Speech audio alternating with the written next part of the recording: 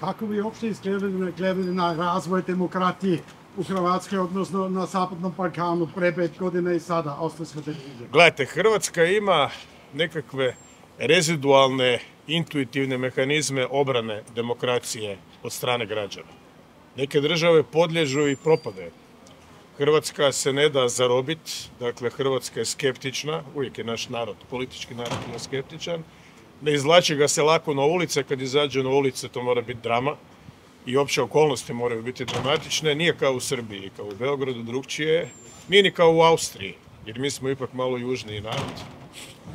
Slavenski po govoru, ali po drugim karakteristikama ima tu svega. Tako da obrana demokracije se ne sastoji u tome da svakome ko misli drugčije od tebe pljuneš da je ruski igrač, da radi za Putina. Ta metoda i taj stil govora je u stvari totalitaran. I onda te izbrišem, pa te prebrišem, pa te više nema. Dakle, lako je nekom zalijepiti naljepnicu.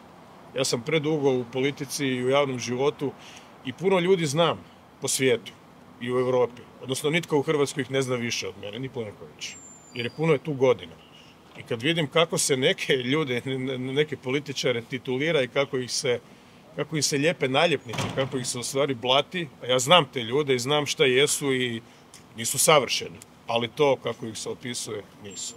Dakle, Europa je ta navodno demokratska Europa, ta briselska Europa je u mnogo čemu autokratska i nereprezentativna. Dakle, Europom upravljaju ljudi koji, formalno upravljaju ljudi koji nisu demokratski izabrani. Predsjednica Europske komisije nije nikad išla na izbor u europskom kontekstu. To ne može biti osoba koju se previše pita. Može nešto raditi, ali u svakom slučaju njezino mišljenje i mišljenje takvih ljudi je sporno. Ovo je sad volja građana. Vi ste vidjeli da je ovo što smo slušali zadnja 2 dana od jedne stranke i samo je još jedan protokandidata, nekakvim botovima, to je klasičan primjer trola. Dakle, to je strikani politički. Nekim pojmom koji većina ljudi ne razumije šta su botovi. Pokušavate, dakle, oblatiti, odnosno izrediti protivnika, dokazati da je on kandidat nekih mračnih sila, jako je sa 20 godina.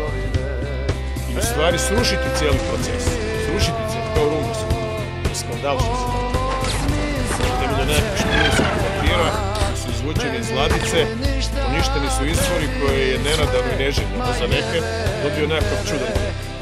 Skandani želimo. Dobio većinu glasa. Kad sam govorio o nekom rezidualnom, otpornom, intuitivnom mehanizmu hrvatskog političkog naroda, onda je upravo to, dakle, da ne nasjeda na ovakve provokacije, nekakve botovi. Šta su botovi? Kako je uopće to nacija? Kako je to zajednica građana koju je moguće izmanipulirati nekakvim botom? Pa to onda i ne vrijedi, to treba kolonizirati na selu. To nisu ljudi koji misle svojom glavom. Uvredljivo je uopće poslati takav signal. Netko je negdje pikao s neke adrese i gle, narod je odjednom pokleknuo, potpuno je promijenio mišljenje i otišao u nekom pravcu. Ljudi su ljudi, nisu blagi. To uvredljivo. Za Hrvate, za Srbe, za Mađare, za Rumunije, za Austrijanci uvredljivo. Ali ne mislite da je Evropa sada počnu Franca može da igra neku ulogu u rešavanju krize u Ukrajini? Ne može. Nažalost. Žao mi je Ukrajina, ali baš mi je ljudski. 2014. godine i 2013. godine sam bio premijer. Neki još nisu bili ništa. Ja sam sjedio, razgovarao za stolom na europskim samitima kad se o tome raspravljalo i gledao ovako što što gledao vas, dakle ne sa 5 cm, nego sa 2 metra, najbolje vidiš. Šta se događalo i šta se obećavalo, šta se potpisivalo, šta se kasnije radilo. Ali ako misliš svojom glavom, makar bio i u krivu, ti si Putinom igrač. To čuješ od ljudi koji su s Putinom plesali kao za čovjek. Sramotno. Ja, hvala Bogu, Putina nisam nikad upoznao. Ima razloga zašto sam se držao sa strane, da sam mogao bio društva, sam uvijek bio skeptičan. Skeptičan ne znači biti bez vjere, bez nekakve vrijednosti i bez glave. Nego sve, kad su javni poslovi u pitanju, gleda se strane. Zato što je svijet ima ograničene resurse, svakom pogledu, ljudskom, materijalnom, geološkom, a s druge strane postoje neograničeni apetiti i ambicije za profitom i za grabežom. I te dvije stvari je skoro nemoguće pomiriti. I svijet će se morati resetirati.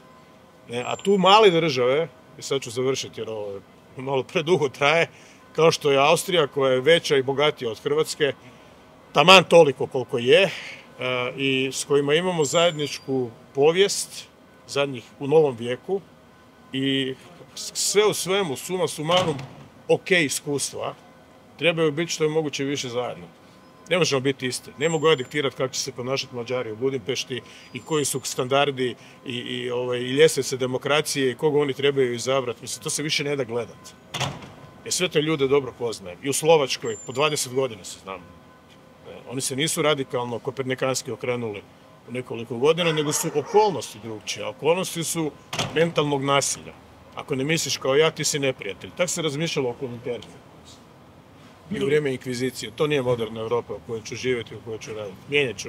Koliko budem mogao kao predsjednik jedne male države.